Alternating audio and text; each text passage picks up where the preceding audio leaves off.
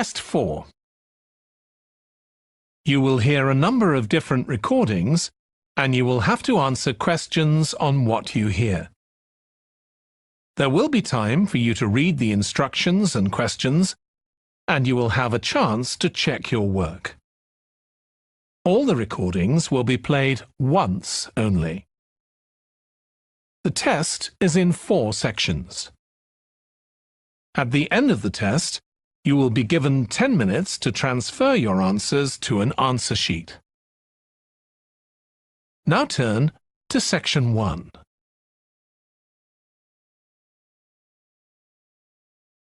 Section 1. You will hear a phone conversation between Alex, an employee at a company called JPNW, and Martha, who wants to work as a trainee at the company.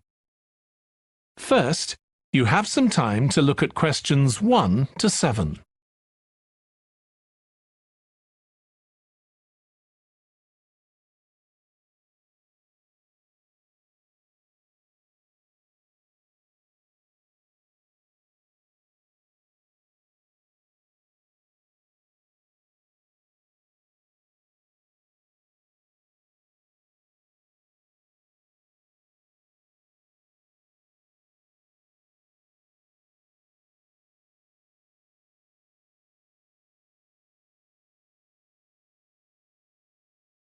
You will see that there is an example that has been done for you.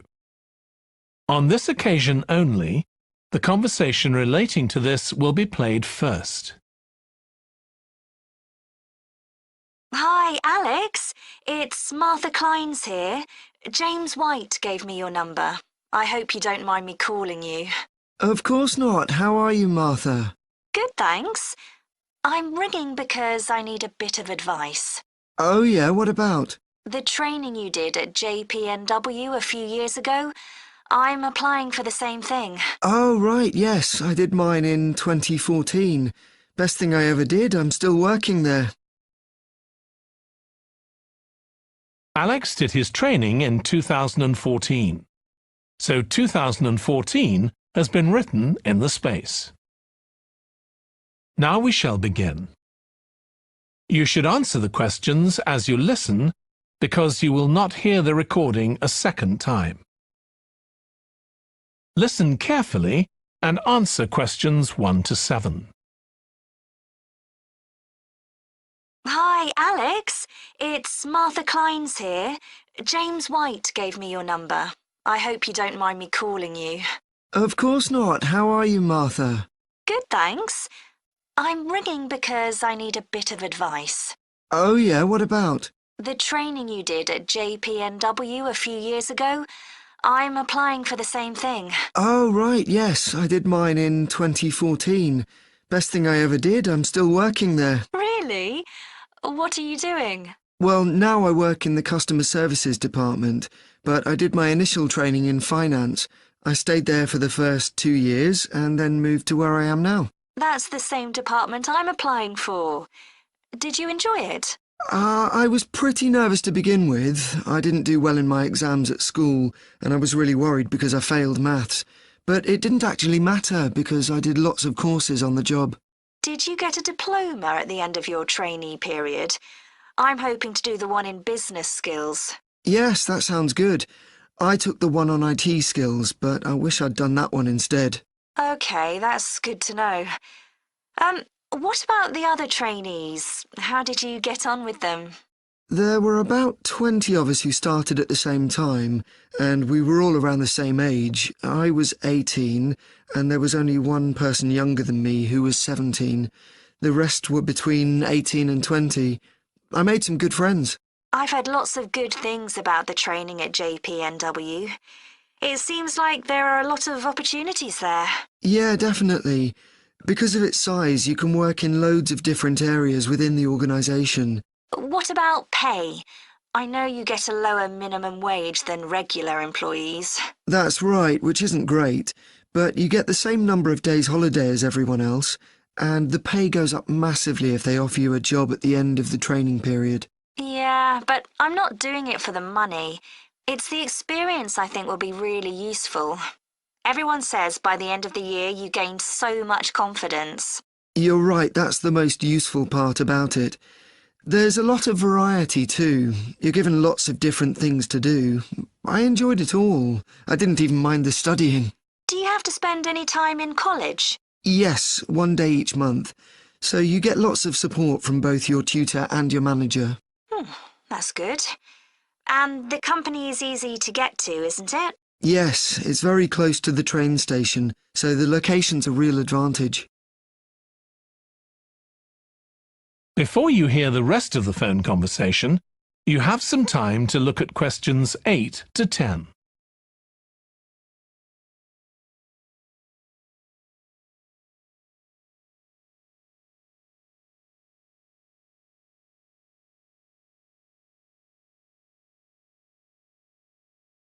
Now listen and answer questions 8 to 10. Have you got a date for your interview yet? Yes, it's on the 23rd of this month. So long as you're well prepared, there's nothing to worry about. Everyone's very friendly. I am not sure what I should wear. What do you think? Nothing too casual, like jeans, for example. If you've got a nice jacket, wear that with a skirt or trousers. OK, thanks. Any other tips? Well, I know it's really obvious, but arrive in plenty of time. They hate people who are late. So make sure you know exactly where you have to get to. And one other useful piece of advice my manager told me before I had the interview for this job is to smile. Even if you feel terrified, it makes people respond better to you. I'll have to practice doing that in the mirror. Yeah, well, good luck. Let me know if you need any more information. Thanks very much. That is the end of section 1. You now have half a minute to check your answers.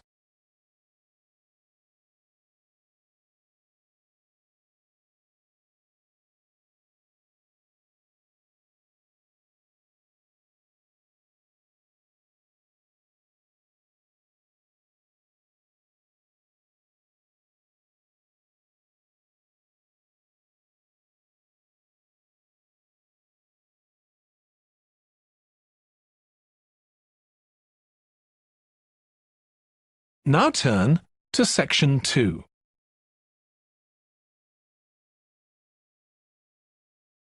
Section 2.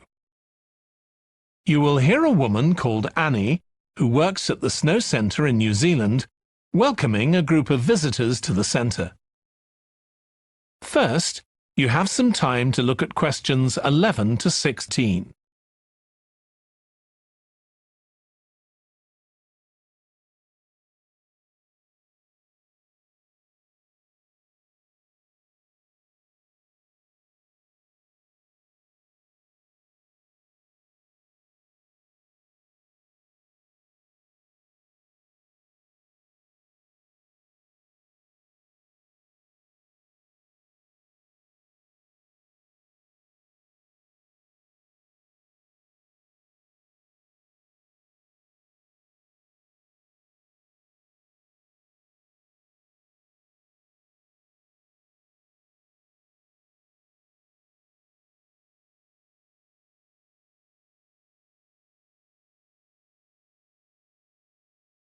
Now listen carefully and answer questions 11 to 16. Hi everyone, welcome to the Snow Centre. My name's Annie. I hope you enjoyed the bus trip from the airport. We've certainly got plenty of snow today. Well, you've come to New Zealand's premier snow and ski centre, and we've a whole load of activities for you during your week here. Most visitors come here for the cross-country skiing, where you're on fairly flat ground for most of the time, rather than going down steep mountainsides. There are marked trails, but you can also leave these and go off on your own, and that's an experience not to be missed. You can go at your own speed. It's great aerobic exercise if you really push yourself. Or, if you prefer, you can just glide gently along and enjoy the beautiful scenery. This afternoon, you'll be going on a dog sled trip. You may have seen our dogs on TV recently racing in the Winter Sled Festival. If you want, you can have your own team for the afternoon and learn how to drive them, following behind our leader on the trail. Or if you'd prefer, you can just sit back in the sled and enjoy the ride as a passenger. At the weekend, we have the team relay event, and you're all welcome to join in. We have a local school coming along, and a lot of the teachers are taking part too. Participation rather than winning is the main focus, and there's a medal for everyone who takes part. Participants are in teams of 2 to 4, and each team must complete 4 laps of the course. For your final expedition, you'll head off to Mount Frenna wearing a pair of special snowshoes which allow you to walk on top of the snow. This is an area where miners once searched for gold, though there are very few traces of their work left now. When the snow melts in summer, the mountain slopes are carpeted in flowers and plants. It's a long ascent, though not too steep, and walkers generally take a couple of days to get to the summit and return. You'll spend the night in our hut halfway up the mountain. That's included in your package for the stay. It's got cooking facilities, firewood and water for drinking. For washing, we recommend you use melted snow, though, to conserve supplies. We can take your luggage up on our snowmobile for you for just $10 a person. The hut has cooking facilities, so you can make a hot meal in the evening and morning, but you need to take your own food. The weather on Mount Frenna can be very stormy. In that case, stay in the hut. Generally, the storms don't last long. Don't stress about getting back here to the centre in time to catch the airport bus.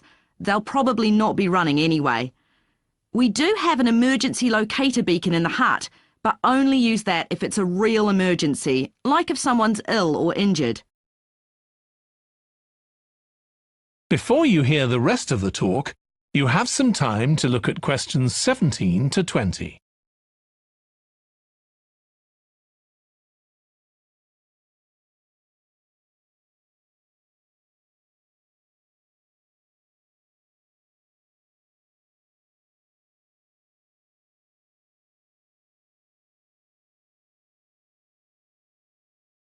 Now listen and answer questions 17 to 20.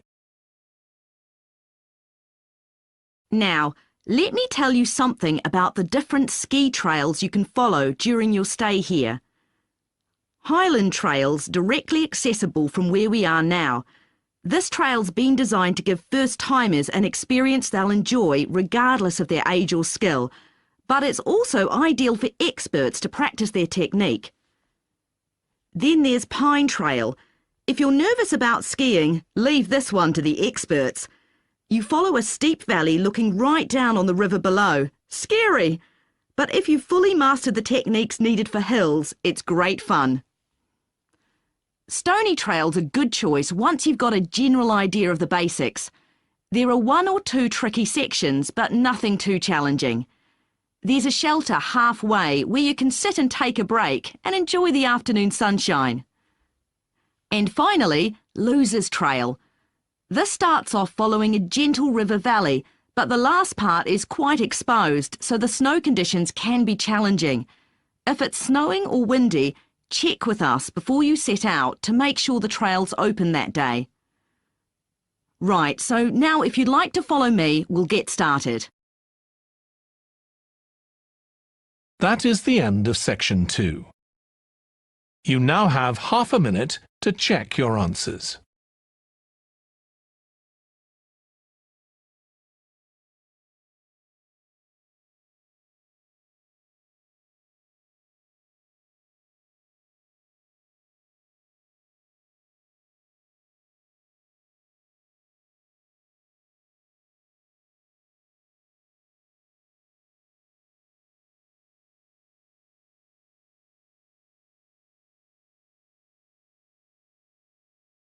Now turn to section 3.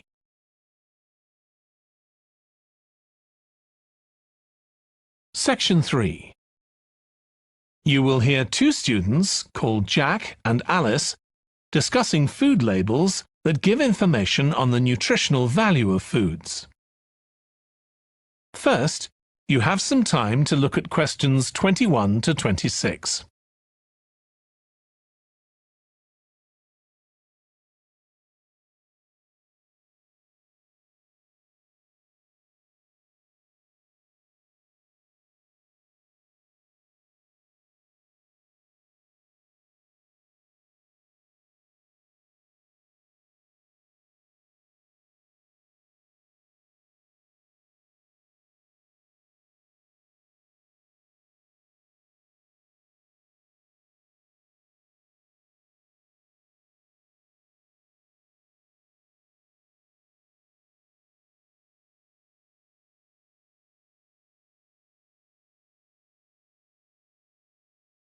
Now listen carefully and answer questions 21 to 26. I still got loads to do for our report on nutritional food labels. Me too. What did you learn from doing the project about your own shopping habits? Well, I've always had to check labels for traces of peanuts in everything I eat because of my allergy. But beyond that, I've never really been concerned enough to check how healthy a product is. This project has actually taught me to read the labels much more carefully. I tended to believe claims on packaging, like low in fat. But I now realise that the healthy yoghurt I've bought for years is full of sugar, and that it's actually quite high in calories. Ready meals are the worst. Comparing the labels on supermarket pizzas was a real eye-opener. Did you have any idea how many calories they contain? I was amazed. Yes, because unless you read the label really carefully, you wouldn't know that the nutritional values given are for half a pizza. When most people eat the whole pizza. Not exactly transparent, is it? Not at all. But I expect it won't stop you from buying pizza. Probably not, no. I thought comparing the different labelling systems used by food manufacturers was interesting. I think the kind of labelling system used makes a big difference. Which one did you prefer? I like the traditional daily value system best, the one which tells you what proportion of your required daily intake of each ingredient the product contains. I'm not sure it's the easiest for people to use, but at least you get the full story. I like to know all the ingredients in a product, not just how much fat, salt and sugar they contain. But it's good supermarkets have been making an effort to provide reliable information for customers. Yes. There just needs to be more consistency between labelling systems used by different supermarkets, in terms of portion sizes, etc. The labels on the different brands of chicken flavour crisps were quite revealing too, weren't they? Yeah. I don't understand how they can get away with calling them chicken flavour when they only contain artificial additives. I know. I'd at least have expected them to contain a small percentage of real chicken. Absolutely. I think having nutritional food labelling has been a good idea, don't you? I think it will change people's behaviour and stop mothers, in particular, buying the wrong things. But didn't that study kind of prove the opposite? People didn't necessarily stop buying unhealthy products. They only said that might be the case. Those findings weren't that conclusive, and it was quite a small-scale study. I think more research has to be done. Yes, I think you're probably right. Before you hear the rest of the discussion, you have some time to look at questions 27 to 30.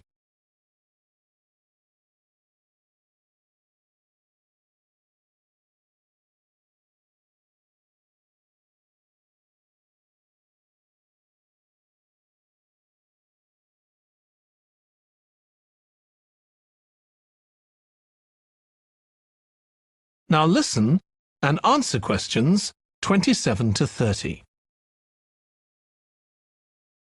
What do you think of the traffic light system? I think supermarkets like the idea of having a colour-coded system, red, orange or green, for levels of fat, sugar and salt in a product. But it's not been adopted universally. and not on all products. Why do you suppose that is? Pressure from the food manufacturers. Hardly surprising that some of them are opposed to flagging up how unhealthy their products are. I'd have thought it would have been compulsory. It seems ridiculous it isn't. I know. And what I couldn't get over is the fact that it was brought in without enough consultation. A lot of experts had deep reservations about it. That is a bit weird. I suppose there's an argument for doing the research now when consumers are familiar with this system. Yeah, maybe. The participants in the survey were quite positive about the traffic light system. But I don't think they targeted the right people. They should have focused on people with low literacy levels, because these labels are designed to be accessible to them. Yeah. But it's good to get feedback from all socio-economic groups, and there wasn't much variation in their responses. No. But if they hadn't interviewed participants face-to-face, they could have used a much bigger sample size. I wonder why they chose that method. Dunno. How were they selected? Did they volunteer, or were they approached? I think they volunteered. The thing that wasn't stated was how often they bought packaged food. All we know is how frequently they used the supermarket. That is the end of section 3. You now have half a minute to check your answers.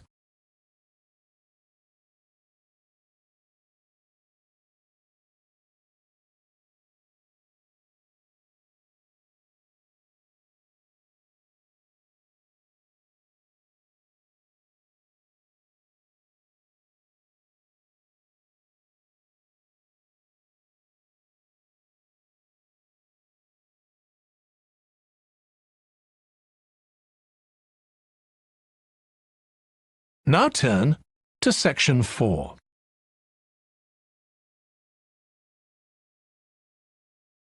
Section 4. You will hear part of a presentation by a history student about the history of coffee. First, you have some time to look at questions 31 to 40.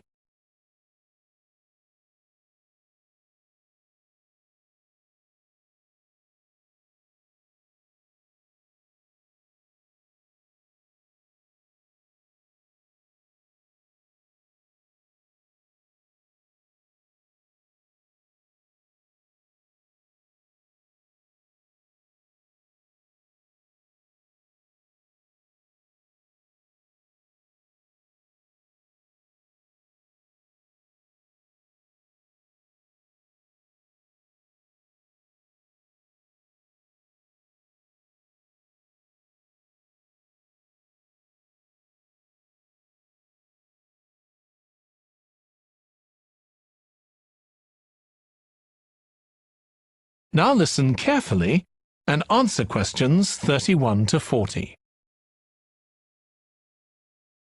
In my presentation, I'm going to talk about coffee and its importance both in economic and social terms. We think it was first drunk in the Arab world, but there's hardly any documentary evidence of it before the 1500s, although of course that doesn't mean that people didn't know about it before then. However, there is evidence that coffee was originally gathered from bushes growing wild in Ethiopia, in the northeast of Africa. In the early 16th century, it was being bought by traders, and gradually its use as a drink spread throughout the Middle East. It's also known that in 1522, in the Turkish city of Constantinople, which was the centre of the Ottoman Empire, the court physician approved its use as a medicine. By the mid-1500s, coffee bushes were being cultivated in the Yemen, and for the next 100 years, this region produced most of the coffee drunk in Africa and the Arab world. What's particularly interesting about coffee is its effect on social life. It was rarely drunk at home, but instead, people went to coffee houses to drink it. These people, usually men, would meet to drink coffee and chat about issues of the day.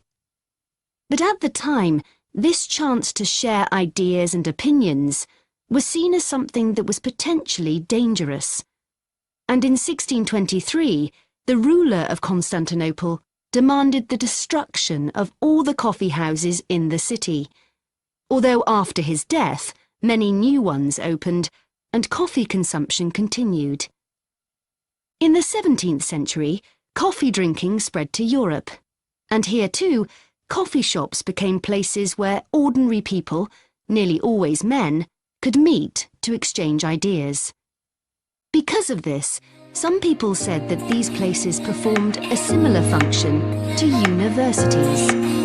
The opportunity they provided for people to meet together outside their own homes and to discuss the topics of the day had an enormous impact on social life, and many social movements and political developments had their origins in coffeehouse discussions.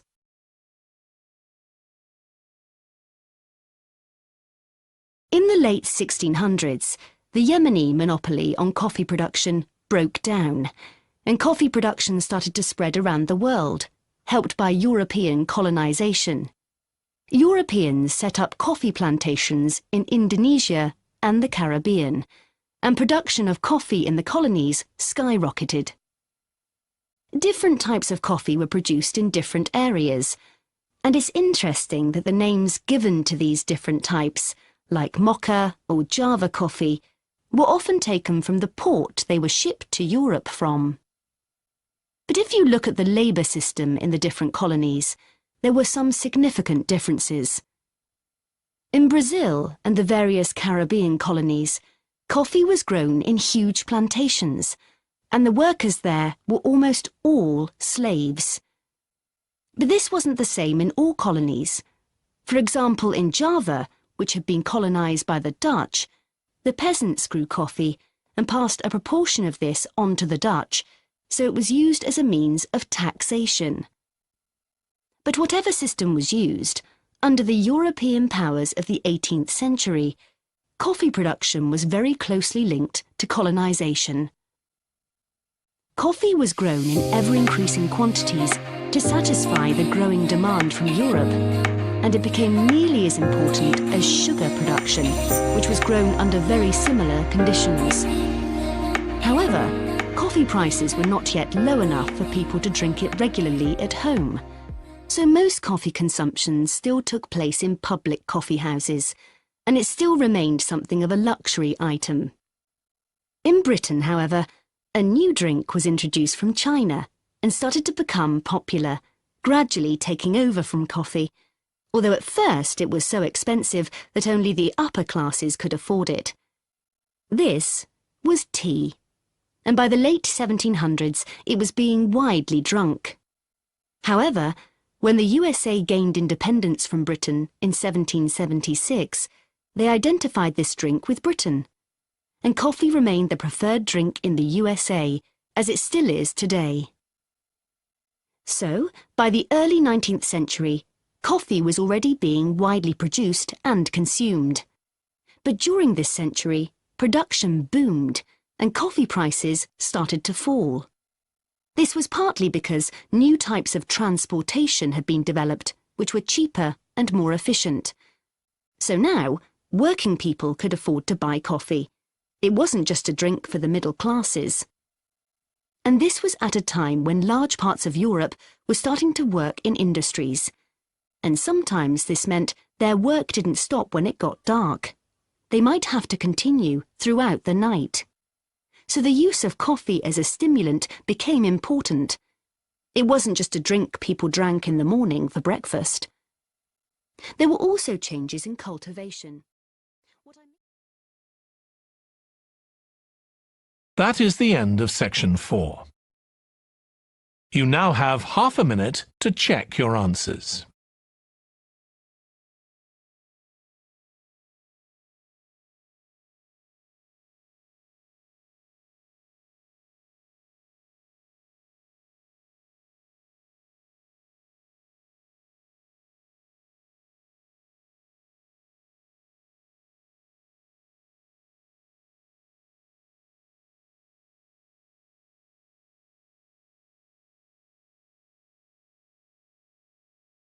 That is the end of the listening test. In the IELTS test, you would now have 10 minutes to transfer your answers to the answer sheet.